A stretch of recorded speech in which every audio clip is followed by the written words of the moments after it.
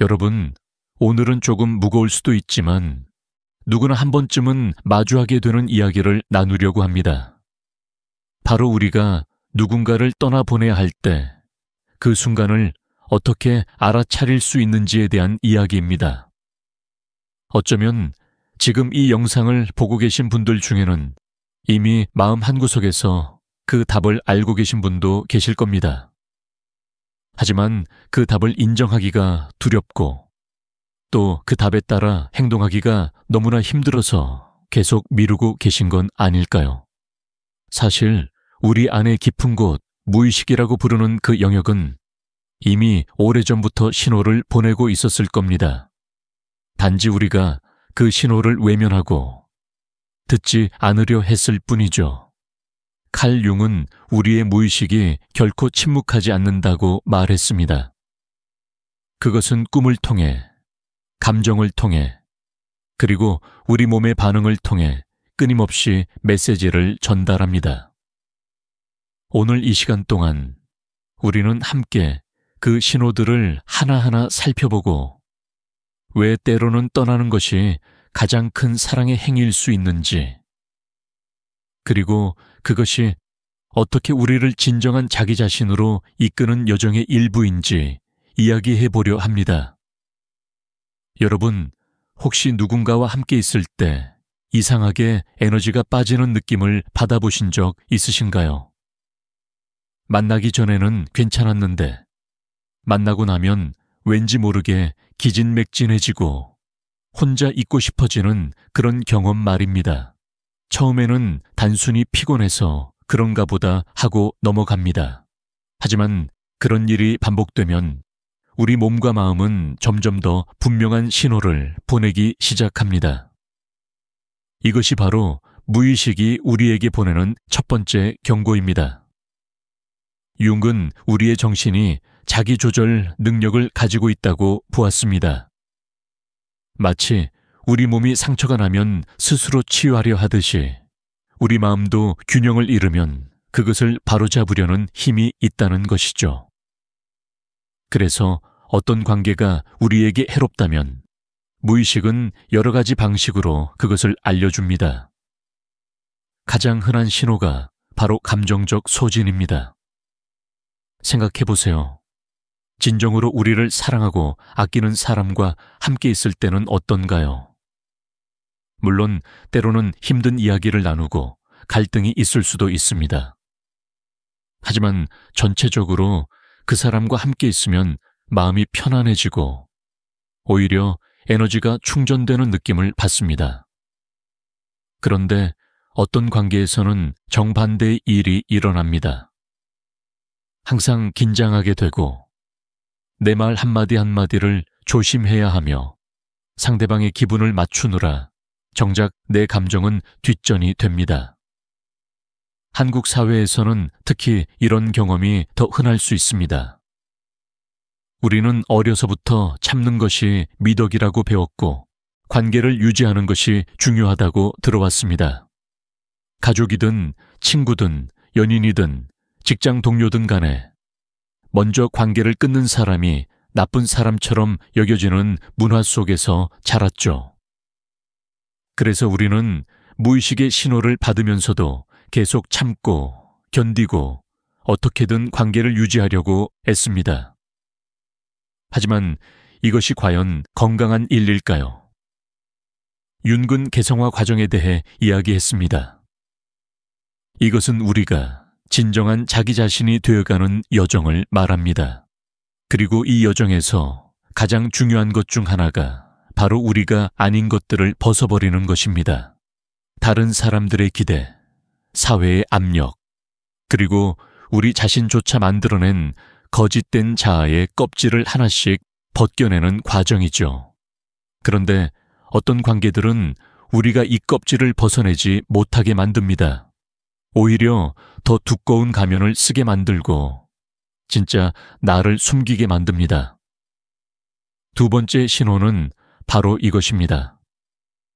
어떤 사람과 함께 있을 때 내가 진짜 나를 보여줄 수 없다는 느낌, 항상 연기를 하고 있는 것 같은 느낌, 내 진짜 생각이나 감정을 말하면 상대방이 실망하거나 화를 낼까봐 두려운 마음. 이런 관계 속에서 우리는 점점 더 우리 자신으로부터 멀어집니다. 예를 들어 볼까요? 어떤 분은 남편 앞에서 절대 약한 모습을 보이면 안 된다고 생각합니다. 항상 강하고 모든 것을 잘 해내는 아내이자 어머니로 보여야 한다고 믿죠. 그래서 힘들어도 티를 내지 않고 속으로만 사깁니다. 또 어떤 분은 친구들과 함께 있을 때 항상 밝고 긍정적인 모습만 보여야 한다고 느낍니다. 자신의 어두운 면이나 힘든 이야기를 꺼내면 분위기를 망치는 사람이 될까봐 걱정되는 거죠. 그런데 이렇게 계속 가면을 쓰고 살다 보면 어떤 일이 일어날까요? 윤근 이것을 그림자라고 불렀습니다. 우리가 인정하고 싶지 않아서 혹은 보여주고 싶지 않아서 억압한 우리 자신의 일부분들. 이 그림자는 사라지는 것이 아니라 무의식 속에 계속 쌓입니다. 그리고 언젠가는 예상치 못한 방식으로 터져 나오게 됩니다. 갑작스러운 분노, 설명할 수 없는 우울감, 이유 모를 불안감. 이 모든 것이 억압된 그림자의 목소리일 수 있습니다. 건강한 관계란 무엇일까요? 그것은 우리가 온전한 우리 자신으로 있을 수 있는 관계입니다. 물론 모든 순간에 모든 것을 다 드러낼 필요는 없습니다. 하지만 적어도 필요할 때 진짜 나의 모습을 보여줄 수 있고 그것이 받아들여질 수 있다는 믿음이 있어야 합니다. 약할 때 약하다고 말할 수 있고 힘들 때 힘들다고 말할 수 있으며 화날 때 화났다고 표현할 수 있는 관계, 그리고 그 모든 것을 포함한 나를 상대방이 여전히 사랑하고 존중해주는 관계. 이것이 진정한 관계입니다. 만약 여러분이 어떤 관계 속에서 계속 진짜 자신을 숨기고 있다면 무의식은 이미 경고를 보내고 있을 겁니다. 그 경고를 듣고 계신가요? 아니면 여전히 모른 척하고 계신가요? 세 번째 신호는 반복되는 패턴입니다. 융근, 우리가 무의식의 메시지를 무시하면 그것이 더 강하게, 더 명확하게 우리에게 다가온다고 말했습니다. 그래서 같은 종류의 문제가 계속해서 반복됩니다. 같은 유형의 사람에게 계속 끌리고 같은 종류의 갈등을 반복적으로 경험하며 같은 아픔을 되풀이하는 것이죠. 예를 들어 어떤 분은 항상 자신을 필요로 하는 사람들에게 끌립니다. 처음에는 그 사람을 돕는다는 것이 보람 있고 자신이 가치 있는 사람이라는 느낌을 받습니다. 하지만 시간이 지나면서 그 관계는 점점 일방적이 되고 자신은 주기만 하고 받는 것은 없다는 걸 깨닫게 됩니다. 그리고 결국 지치고 상처받아서 그 관계를 끝냅니다. 하지만 잠시 후 또 비슷한 사람이 나타나고 같은 패턴이 반복됩니다. 왜 이런 일이 일어날까요? 융은 이것을 콤플렉스라고 불렀습니다. 우리 무의식 속에 있는 강한 감정과 연결된 생각과 기억들의 덩어리. 이 콤플렉스는 우리도 모르는 사이에 우리의 행동을 지배합니다. 어린 시절 충분한 사랑을 받지 못했다면 우리는 무의식적으로 그 사랑을 찾아 헤맵니다. 그리고 누군가가 우리를 필요로 할 때 우리는 비로소 사랑받는다는 느낌을 받습니다. 하지만 이것은 진정한 사랑이 아니라 필요에 의한 관계일 뿐입니다. 또 다른 예를 들어볼까요? 어떤 분은 항상 자신을 비판하고 통제하려는 사람들과 관계를 맺습니다. 부모님이 그랬고 첫 번째 연인이 그랬으며 지금의 배우자도 마찬가지입니다. 이분은 왜 계속 같은 유형의 사람을 선택할까요? 어쩌면 어린 시절 사랑과 비판이 함께 왔기 때문일 수 있습니다. 무의식 속에서 비판받는 것이 사랑받는 것과 동일시되어 버린 것이죠. 그래서 누군가가 자신을 있는 그대로 받아들이고 존중해주면 오히려 불편하고 낯설게 느껴집니다. 이런 반복 패턴을 깨는 것은 쉽지 않습니다. 왜냐하면 이것은 단순히 의식적인 선택의 문제가 아니기 때문입니다. 무의식 깊은 곳에서 작동하는 힘이기에 우리가 아무리 이성적으로 다짐해도 계속 같은 실수를 반복하게 됩니다. 하지만 여기서 중요한 것은 이 패턴을 알아차리는 것 자체가 이미 치유의 시작이라는 점입니다. 융은 의식화가 치유의 첫걸음이라고 했습니다. 우리가 무의식의 패턴을 의식의 빛 아래로 가져오는 순간 그것은 이미 우리를 덜 지배하게 됩니다. 그래서 만약 여러분이 지금 자신의 관계 패턴을 돌아보고 나는 계속 이런 사람들에게 끌렸구나. 이런 상황을 반복했구나 하고 깨닫는다면 그것은 이미 큰 진전입니다. 그 깨달음이 여러분을 변화로 이끌 것입니다. 그렇다면 이제 질문을 해봐야 합니다. 지금 내가 맺고 있는 이 관계가 혹시 그런 반복 패턴의 일부는 아닐까요? 이 사람과의 관계가 과거의 상처를 치유하는 것이 아니라 오히려 그 상처를 더 깊게 만들고 있는 것은 아닐까요? 만약 그렇다면 이 관계를 계속 유지하는 것이 과연 나를 위한 일일까요? 네 번째 신호는 직관입니다. 융근 직관을 무의식이 우리에게 보내는 가장 직접적인 메시지 중 하나로 보았습니다. 그것은 논리적으로 설명할 수 없지만 우리 내면 깊은 곳에서 올라오는 알매 감각입니다. 어떤 사람을 처음 만났을 때, 혹은 어떤 상황에 처했을 때 머리로는 이해할 수 없지만 가슴속 깊은 곳에서 뭔가 불편하고 불안한 느낌. 이것이 바로 직관의 목소리입니다. 많은 분들이 이런 경험을 하셨을 겁니다. 누군가와 처음 만났는데 모든 조건은 완벽해 보입니다. 그 사람은 좋은 직업을 가지고 있고 주변 사람들의 평판도 좋으며 겉으로 보기에는 흠잡을 데 없는 사람입니다. 하지만 왠지 모르게 마음이 불편합니다. 딱히 집어서 말할 수는 없지만 뭔가 이 사람과는 맞지 않는다는 느낌. 그런데 우리는 종종 이 직관을 무시합니다. 왜냐하면 논리적으로 설명할 수 없기 때문이죠. 그리고 스스로에게 말합니다. 내가 너무 예민한 건가? 내가 너무 까다로운 건가? 좀 더 노력해보면 괜찮아질 거야. 하지만 시간이 지나면서 그 처음의 불편함이 옳았다는 것을 깨닫게 됩니다.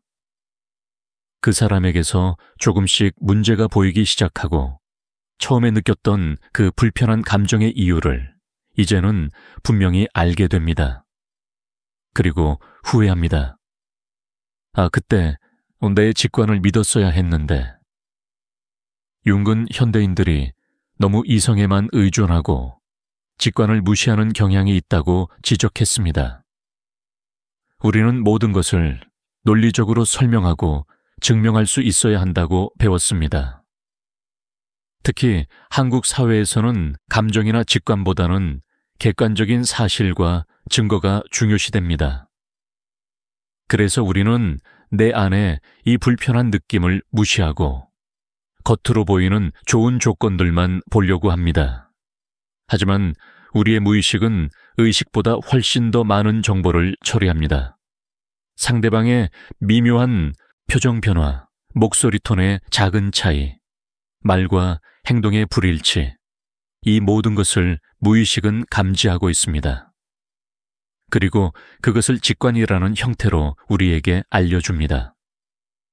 그래서 논리적으로는 설명할 수 없지만 뭔가 이상하다는 느낌을 받는 것입니다. 특히 관계에서 이 직관은 매우 중요합니다. 누군가가 당신에게 사랑한다고 말하지만 당신은 왠지 그 사랑이 진짜가 아닌 것 같은 느낌을 받습니다. 누군가가 당신을 위한다고 하지만 당신은 왠지 그것이 자신을 위한 것 같은 느낌을 받습니다. 이럴 때 우리는 자주 이렇게 생각합니다. 내가 의심이 너무 많은 건가? 내가 너무 부정적인 건가? 하지만 대부분의 경우 당신의 직관이 옳습니다. 그렇다면 어떻게 직관과 단순한 두려움을 구분할 수 있을까요? 여기에는 중요한 차이가 있습니다.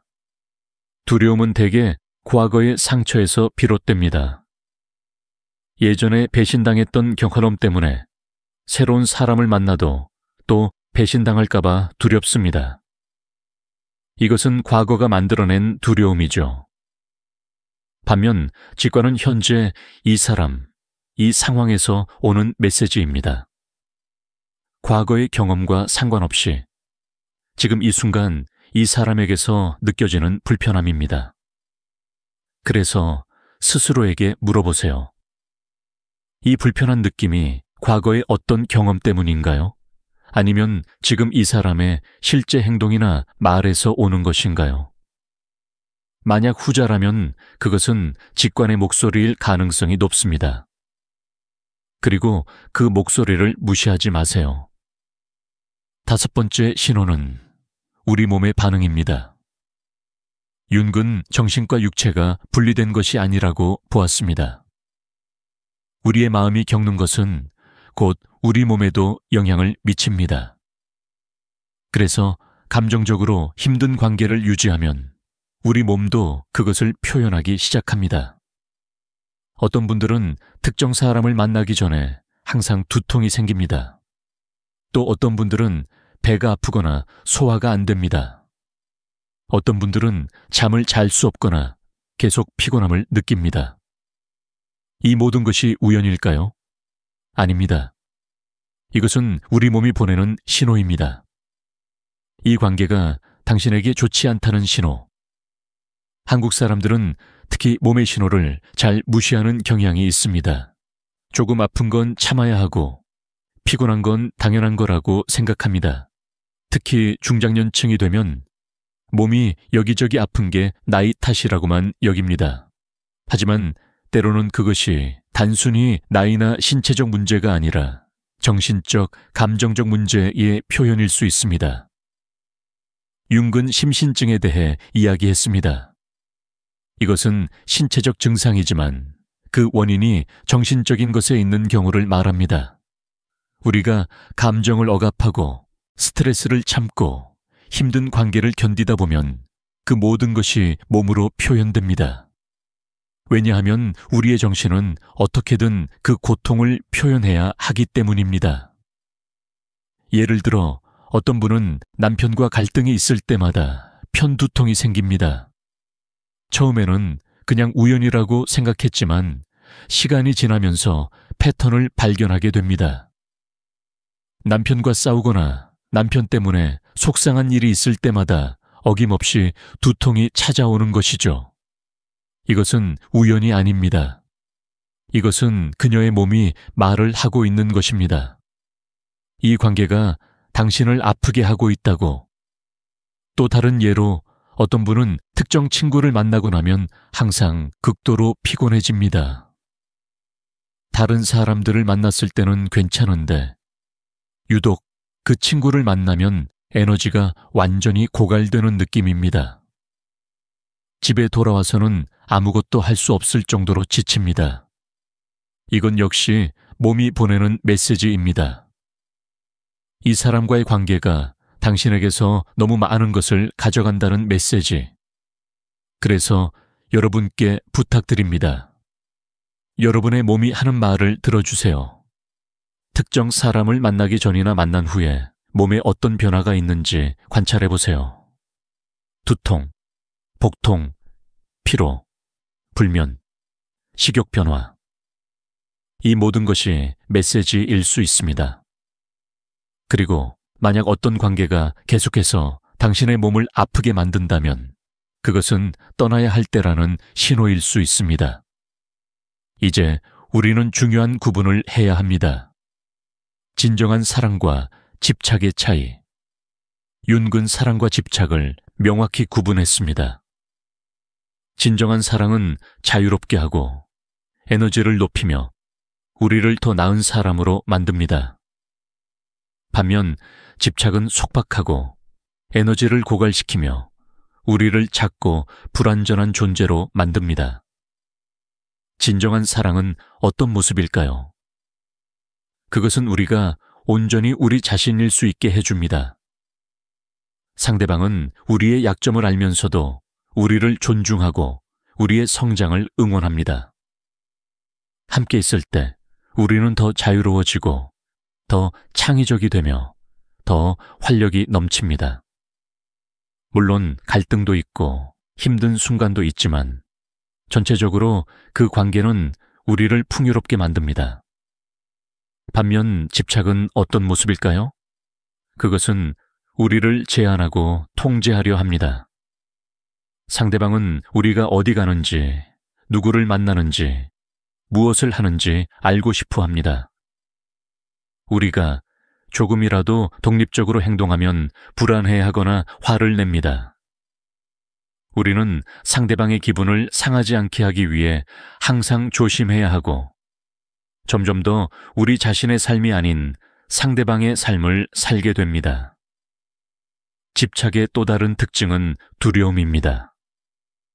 진정한 사랑에는 신뢰가 있지만 집착에는 두려움이 있습니다.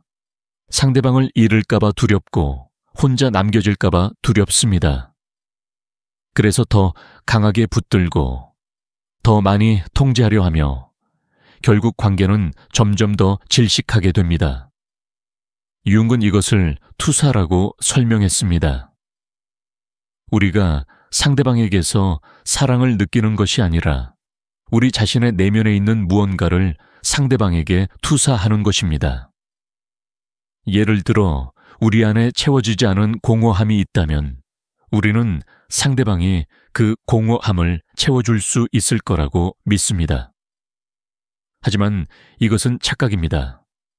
아무도 우리 안에 공허함을 채워줄 수 없습니다. 그것은 오직 우리 자신만이 할 수 있는 일입니다. 그래서 집착 관계에서는 항상 부족함을 느낍니다. 상대방이 아무리 사랑을 주어도 충분하지 않습니다. 왜냐하면 우리가 찾는 것이 상대방에게 있는 것이 아니기 때문입니다. 우리가 찾는 것은 우리 자신 안에 있습니다. 그것은 자기 사랑이고 자기 수용이며 자기 완전성입니다. 윤기 말한 개성화 과정의 핵심은 바로 이것입니다. 우리가 외부에서 찾던 모든 것을 우리 자신 안에서 발견하는 것. 우리가 완전해지기 위해 다른 누군가가 필요한 것이 아니라 우리 자신만으로도 이미 완전하다는 것을 깨닫는 것. 이것이 진정한 자기 실현입니다. 그렇다면 어떻게 진정한 사랑과 집착을 구분할 수 있을까요? 스스로에게 물어보세요. 이 관계가 나를 더 자유롭게 만드나요?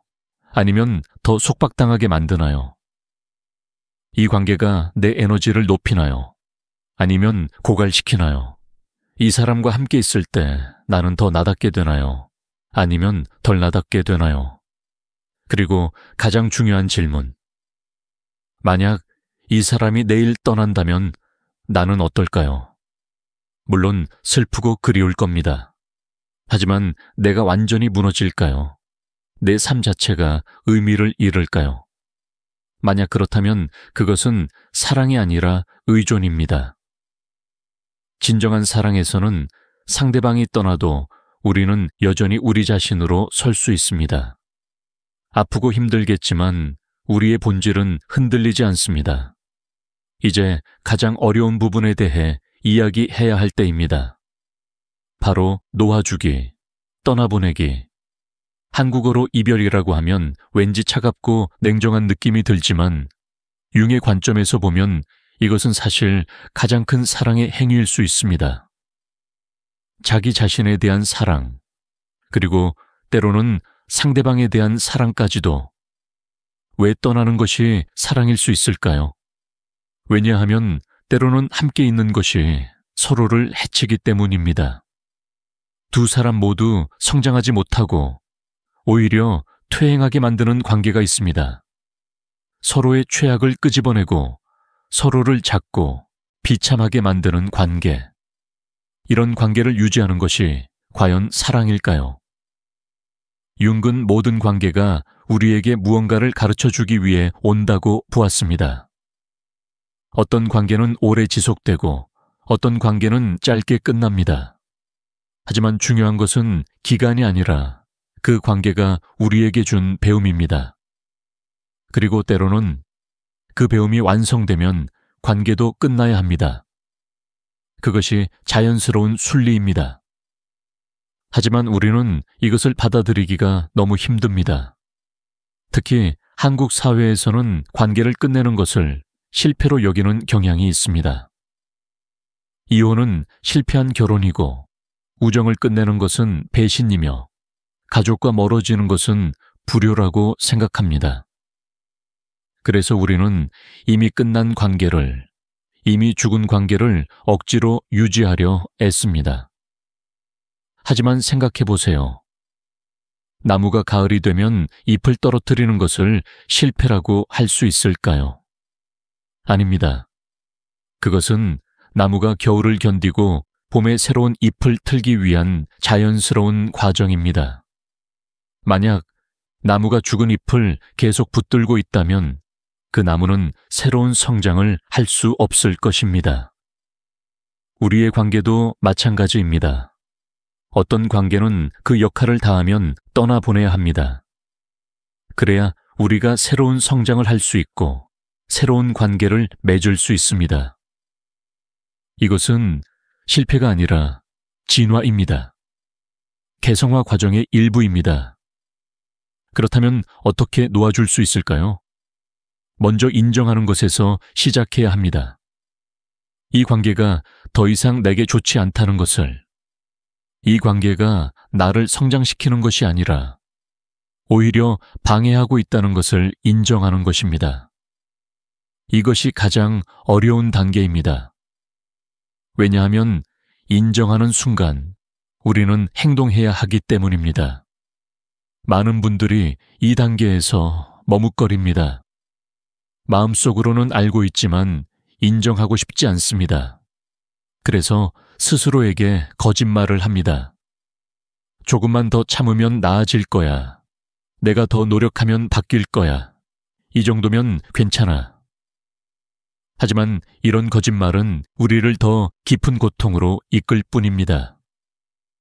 융은 진실을 마주하는 것이 치유의 시작이라고 했습니다. 아무리 고통스러운 진실이라도 그것을 있는 그대로 보는 것, 그것이 바로 의식화이고 그것이 변화의 첫걸음입니다. 그래서 용기를 내서 진실을 보세요. 이 관계가 정말 나에게 어떤 영향을 미치고 있는지, 이 사람과 함께 있는 나는 정말 어떤 사람인지 솔직하게, 정직하게 보세요. 두 번째 단계는 애도입니다. 관계를 끝낸다는 것은 일종의 죽음입니다. 우리가 함께 했던 시간, 우리가 함께 꿨던 꿈, 우리가 함께 만들었던 추억, 이 모든 것이 끝난다는 것은 큰 상실입니다. 그리고 모든 상실은 애도가 필요합니다. 한국 사람들은 애도를 잘하지 못합니다. 빨리 잊고, 빨리 극복하고, 빨리 다음 단계로 넘어가야 한다고 생각합니다. 하지만 제대로 애도하지 않은 상실은 우리 안에 남아서 계속 우리를 괴롭힙니다. 그래서 충분히 슬퍼하세요. 충분히 울고, 충분히 아파하세요. 그것이 건강한 이별의 과정입니다. 세 번째 단계는 용서입니다. 상대방을 용서하고, 그리고 더 중요하게는 나 자신을 용서하는 것입니다. 왜 더 일찍 떠나지 못했을까? 왜 이런 사람을 선택했을까? 나는 왜 이렇게 어리석었을까? 이런 자책을 내려놓는 것입니다. 우리는 모두 그 순간에 최선을 다했습니다. 당시 알고 있던 것, 느끼고 있던 것으로 최선의 선택을 했습니다. 그것이 나중에 보니 최선이 아니었다 하더라도 그 순간에는 그것이 최선이었습니다. 그러니 자신을 너무 가혹하게 대하지 마세요. 자신에게 자비로우세요. 네 번째 단계는 배움입니다. 이 관계가 나에게 무엇을 가르쳐 주었는지 돌아보는 것입니다. 윤근 모든 경험이 의미가 있다고 보았습니다. 특히 고통스러운 경험일수록 더 깊은 배움을 준다고 했습니다. 그래서 이 관계에서 내가 배운 것은 무엇인지, 이제 나는 무엇을 알게 되었는지, 앞으로는 무엇을 다르게 할 수 있는지 생각해 보세요. 어쩌면 이 관계는 당신에게 경계의 중요성을 가르쳐 주었을지도 모릅니다. 아니면 자기 사랑의 필요성을, 직관을 믿는 것의 중요성을 가르쳐 주었을지도 모릅니다. 무엇이든 그 배움을 찾으세요. 그리고 그것을 감사히 받아들이세요. 그러면 이 고통스러운 경험도 의미가 생깁니다. 마지막 단계는 놓아주기 자체입니다. 진정으로, 완전히 놓아주는 것. 이것은 한순간에 일어나지 않습니다. 그것은 과정입니다. 어떤 날은 잘 놓아준 것 같다가도 다음 날은 다시 그리워지고 후회가 밀려옵니다. 그것도 괜찮습니다. 그것이 자연스러운 과정입니다. 융근 나선형 발전에 대해 이야기했습니다. 우리의 성장은 직선적이지 않고 나선형입니다. 같은 문제로 다시 돌아오는 것처럼 보이지만 사실은 조금 더 높은 차원에서 그 문제를 다시 만나는 것입니다. 그래서 이별도 마찬가지입니다. 여러 번 이별하고 여러 번 돌아가고 싶어지고 여러 번 다시 놓아주는 것을 반복할 수 있습니다. 그것이 자연스러운 과정입니다. 중요한 것은 포기하지 않는 것입니다. 비록 느리고 힘들어도 계속 앞으로 나아가는 것입니다. 그리고 언젠가는 어느 순간 당신은 깨닫게 될 것입니다. 아, 나는 이제 정말 놓아주었구나. 그 사람을 생각해도 더 이상 아프지 않고 오히려 감사한 마음이 들고 그 경험이 나를 더 강하고 지혜로운 사람으로 만들었다는 것을 알게 될 것입니다. 그리고 그때 당신은 진정으로 자유로워집니다. 과거에 묶여 있지 않고 미래를 두려워하지 않으며 현재를 온전히 살아갈 수 있는 자유. 이것이 바로 윤기 말한 개성화의 결과입니다. 우리가 온전한 우리 자신이 되는 것. 여기서 한 가지 더 이야기하고 싶은 것이 있습니다. 때로는 물리적으로 떠날 수 없는 상황도 있습니다. 예를 들어 부모님이나 형제자매 같은 가족 관계. 한국 사회에서 가족과 완전히 인연을 끊는다는 것은 쉽지 않은 일입니다. 또는 직장 상사나 동료처럼 당장은 그 관계를 유지해야 하는 경우도 있습니다. 이럴 때는 어떻게 해야 할까요? 융근 심리적 거리에 대해 이야기했습니다. 물리적으로는 가까이 있어도 심리적으로는 건강한 거리를 유지할 수 있다는 것입니다. 이것을 경계라고 부릅니다. 경계를 설정한다는 것은 자신을 보호하는 것입니다. 상대방이 어디까지 들어올 수 있고 어디서부터는 들어올 수 없는지 분명히 하는 것입니다. 예를 들어 부모님과는 계속 연락을 하되 내 개인적인 삶에 대해서는 자세히 이야기하지 않기로 결정할 수 있습니다. 또는 직장 동료와는 업무 관계만 유지하고 개인적으로 친해지려 하지 않기로 할 수 있습니다. 경계를 설정하는 것은 이기적인 행동이 아닙니다. 오히려 그것은 관계를 건강하게 유지하는 방법입니다. 경계가 없으면 우리는 상대방에게 침범당하고 상처받고 결국 그 관계를 완전히 끊어버리고 싶어집니다. 하지만 적절한 경계가 있으면 우리는 자신을 보호하면서도 관계를 유지할 수 있습니다. 물론 경계를 설정하는 것도 쉽지 않습니다. 특히 한국 사회에서는 경계를 분명히 하는 것을 냉정하거나 이기적이라고 볼 수 있습니다. 가족이면 모든 것을 함께 나눠야 하고, 친구면 항상 도와줘야 하며, 동료면 개인적인 시간을 희생해서라도 어울려야 한다고 생각합니다. 하지만 이것은 건강하지 않습니다. 진정한 관계는 서로의 경계를 존중하는 관계입니다. 내가 싫다고 할 때 그것을 받아들여주고, 내가 거리가 필요하다고 할 때 그것을 이해해 주는 관계. 그런 관계만이 오래 지속될 수 있고 서로에게 의미 있는 관계가 될 수 있습니다. 그래서 떠날 수 없다면 경계를 만드세요. 당신을 보호할 수 있는 심리적 공간을 만드세요. 그리고 그 경계를 지키는 것에 대해 죄책감을 느끼지 마세요. 그것은 당신의 권리이고 당신의 책임입니다. 이제 우리는 또 다른 중요한 질문을 마주해야 합니다. 떠난 후에는 어떻게 해야 할까요? 공허함을 어떻게 채울까요? 융은 이에 대해 명확한 답을 주었습니다.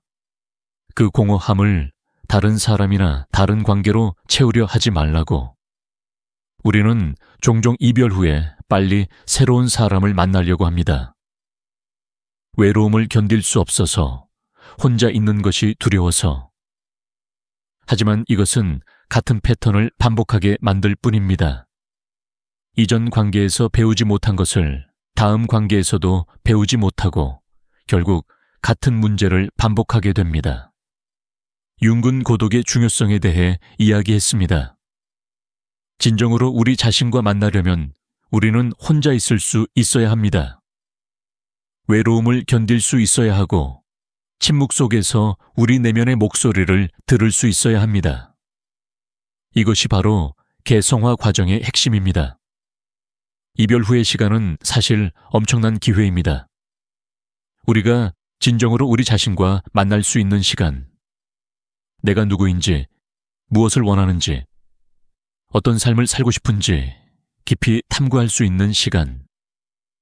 이 시간을 서둘러 지나치지 마세요. 이 시간을 충분히 활용하세요. 혼자 있는 시간에 우리는 많은 것을 발견할 수 있습니다. 우리가 관계 속에서 잃어버렸던 우리 자신의 부분들을 되찾을 수 있습니다. 우리가 좋아하는 것, 우리를 기쁘게 하는 것, 우리를 살아있게 만드는 것, 이 모든 것을 다시 발견할 수 있습니다. 그리고 이 과정에서 우리는 놀라운 것을 깨닫게 됩니다.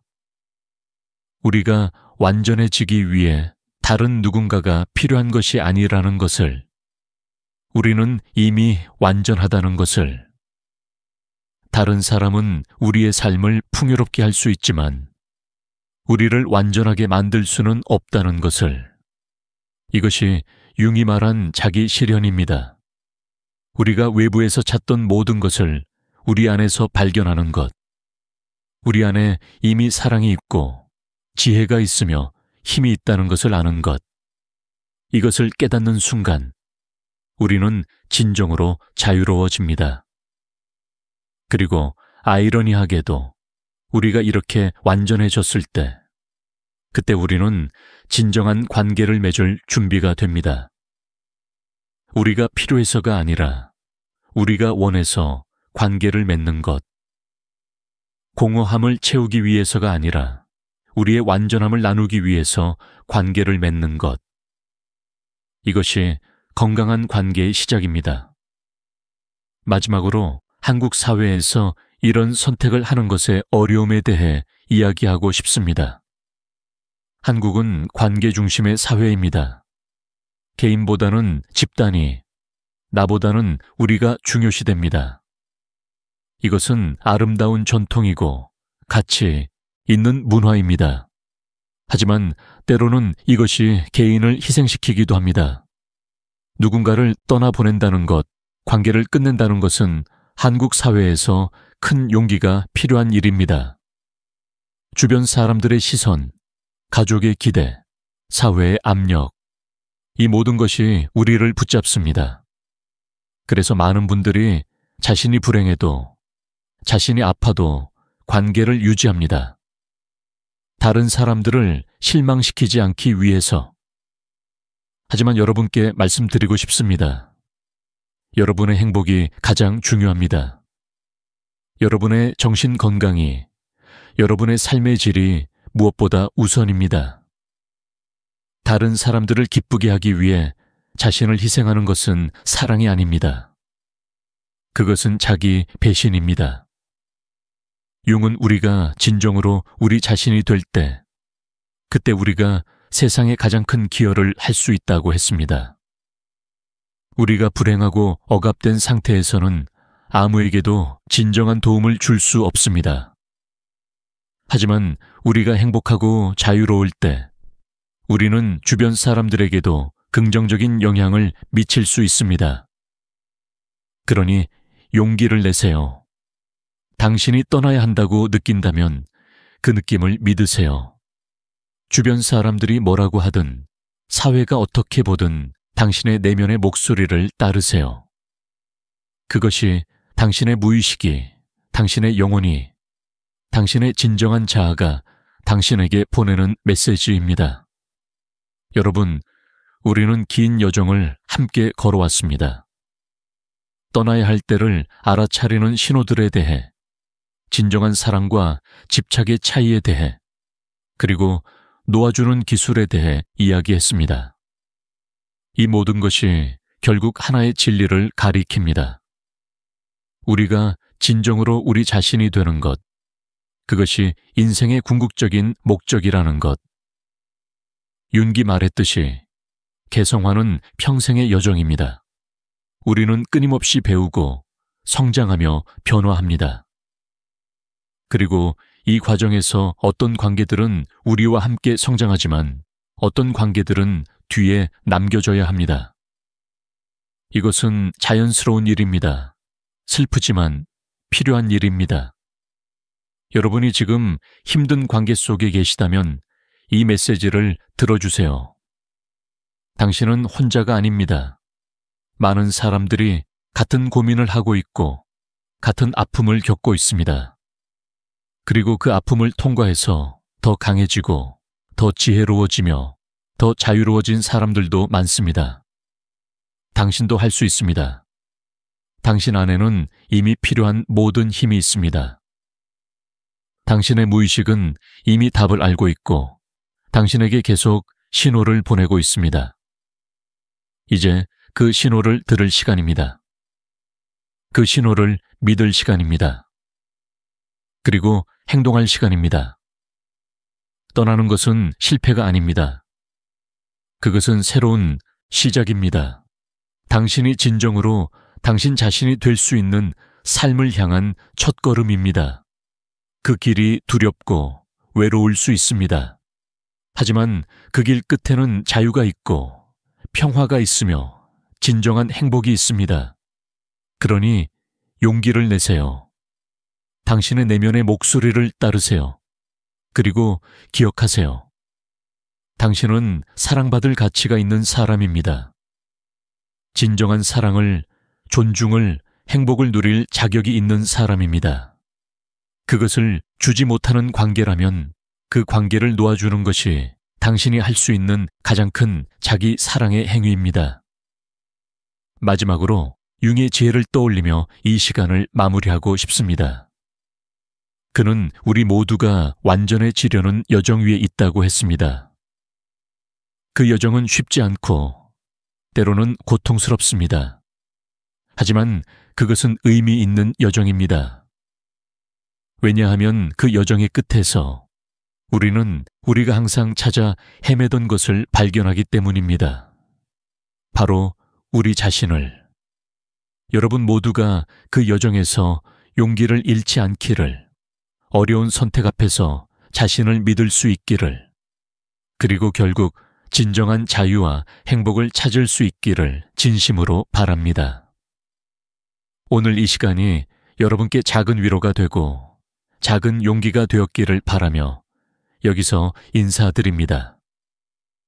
감사합니다.